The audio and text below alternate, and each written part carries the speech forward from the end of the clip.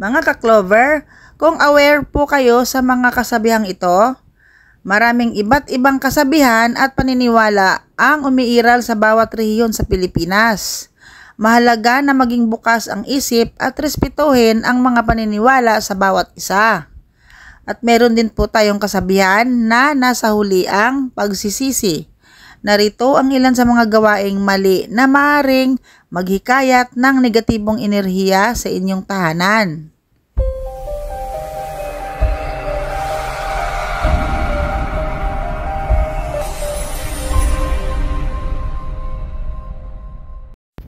Number 1, bigas. Ang bigas ay madalas na nauugnay sa kasaganaan at kayamanan.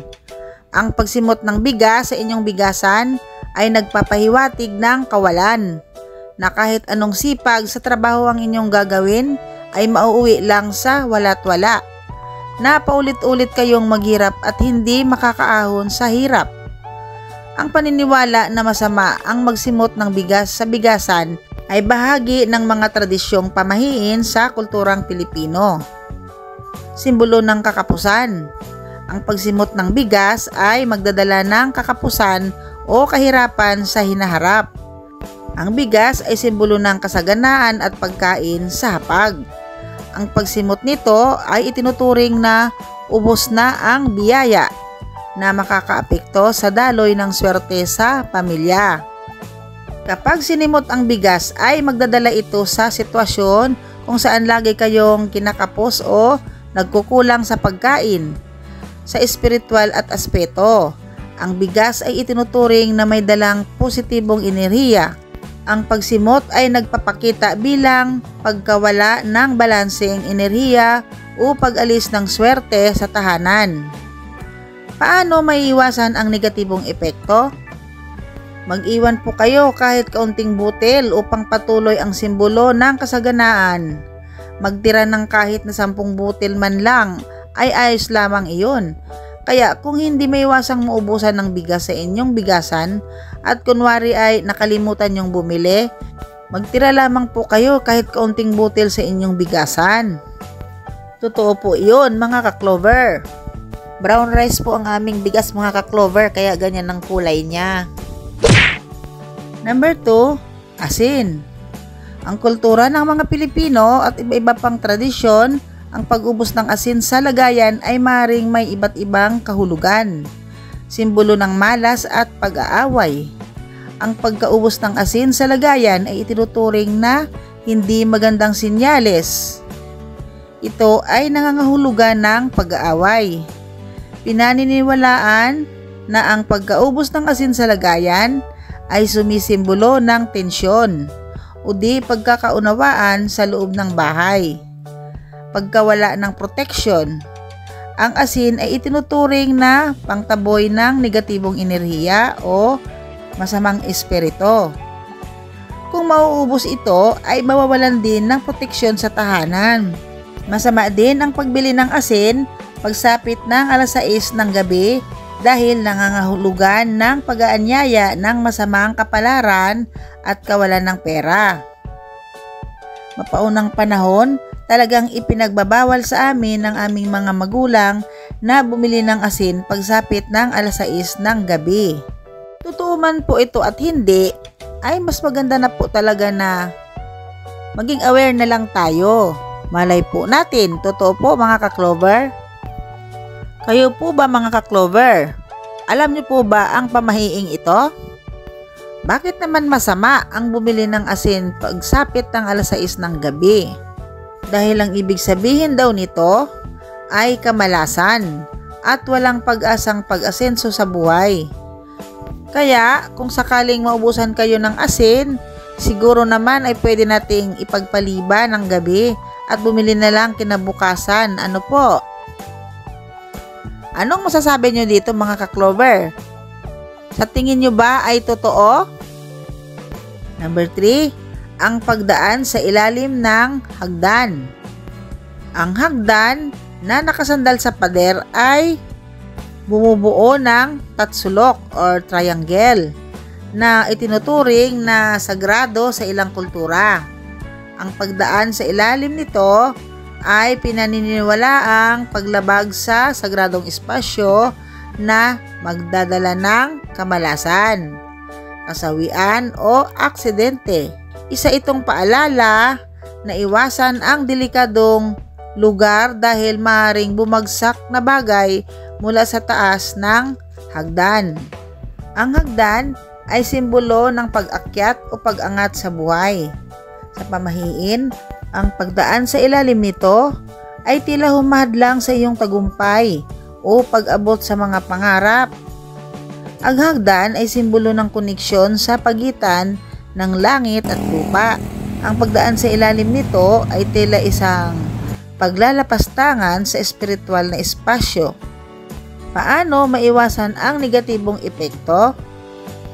Kung hindi maiiwasang dumaan sa ilalim ng hagdan, maaaring gawin ang mga sumusunod para kontrahin ang malas. Halimbawa, mag-cross ng daliri habang dumadaan, na isa ring kilalang pamahiin para sa proteksyon. Iwasang tumingala habang dumadaan upang hindi makaagit ng malas. Itong pamahiin mga ka-Clover ay talaga namang totoo ang mga kasabihan at pamahiing ito dahil nangyari na ito sa kamag-anak ng aking asawa. Dahil ang hagdan daw nila noon sa probinsya ay yung kahoy lamang at ewan ko ba kung bakit ang hagdan nila ay hindi may iwasang madaanan sa ilalim. Kung meron silang kukunin na bagay, kailangan daw talaga dumaan sa ilalim ng hagdan.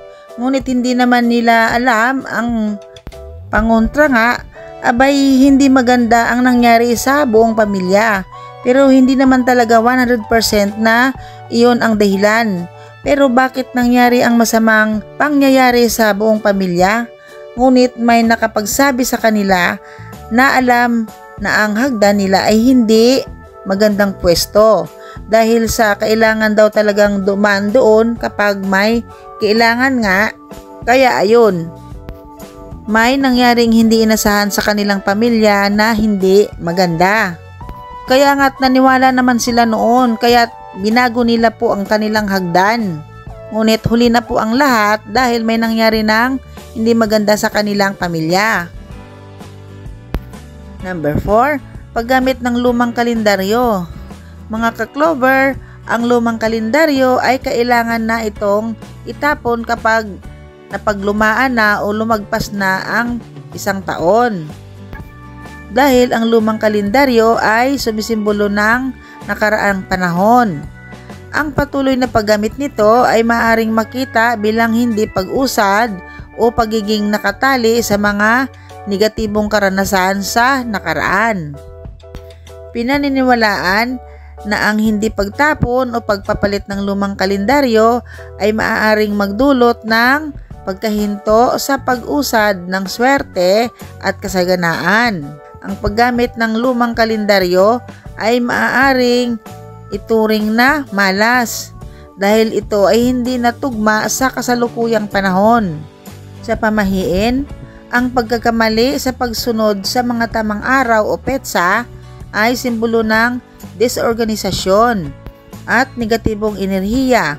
Ang pagsunod sa lumang panahon ay maaaring maghikayat ng paulit-ulit na problema, kahirapan o hindi magandang pangyayari na dapat sanay naiwan na sa nakaraan. Ang kalendaryo ay tumutulong upang bigyang kaayusan ang panahon at buhay ng tao. Ang paggamit ng luma ay maaaring sumira sa simbolikong balanse na nagreresulta sa mga aberya o kawalang katiyakan. Huwag hayaang nakadisplay ang lumang kalendaryo. Siguraduhing palitan ang kalendaryo sa simula ng taon bilang simbolo. Bago itapon ang lumang kalendaryo, magpasalamat para sa nakaraang taon at humiling ng masaganang taon sa hinaharap. Kami rin po talaga, isa ang pamilya naming naniniwala talaga sa mga kasabihan at pamahiing iyon. Tinatapon na talaga namin ang mga lumang kalendaryo bago magtapos ang taon. Kaya gaya ng sinasabi ko paulit-ulit na lang po, wala namang masama kung ating susundin ang mga pamahiing ito kasi napakadali lang naman po talagang sundin, di ba po ba? Number 5, ang pag-display ng aquarium na walang lamang tubig. Ang hindi paglalagay ng tubig sa aquarium ay maaaring ituring na masama o negatibo depende sa konteksto at paniniwala. Narito ang posibleng kahulugan at simbolismo nito. Simbolo ng kawalan ng buhay o kasaganahan. Ang aquarium na walang tubig ay maaaring magpahiwatig ng kawalan ng enerhiya, kasaganahan o buhay. Sa Feng Shui, ang tubig ay sumisimbolo ng kayamanan at daloy ng enerhiya. Kung walang tubig, maaaring ituring na ito bilang hadlang sa positibong enerhiya. Ang tubig ay sumisimbolo ng daloy ng buhay, emosyon at tagumpay. Ang kawalan nito ay maaaring mangangahulugan ng pagkaantala o pagkatuyo ng oportunidad o paghinto ng pag-unlad. Kapag ang aquarium ay walang tubig, ito ay hindi maaaring magsilbing tahanan ng mga isda o iba pang hayop sa tubig. Ang ganitong kalagayan ay maaaring magpahiwatig ng kapabayaan o kawalan ng responsibilidad. Ang aquarium na walang tubig ay maaaring simbolo ng pagkawala ng yaman. Maaari rin itong ituring na malas dahil ito ay parang bahay na walang laman.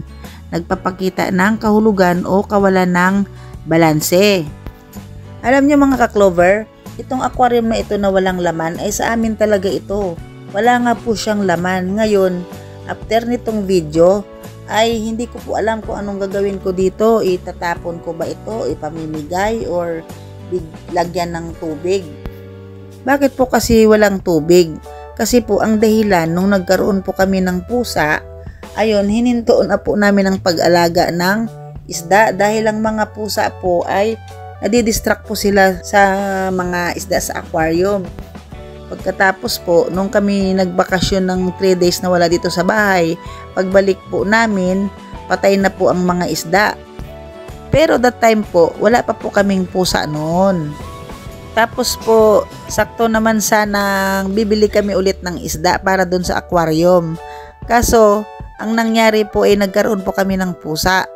Kaya ngayon, hindi na namin itinuloy yung pag-alaga ng isda kasi alam naming madidistract lang po ang mga pusa sa mga isda, di po ba? Ngayon, ang ginawa namin ay i-display na lang namin ang aming aquarium na walang lamang isda at saka tubig.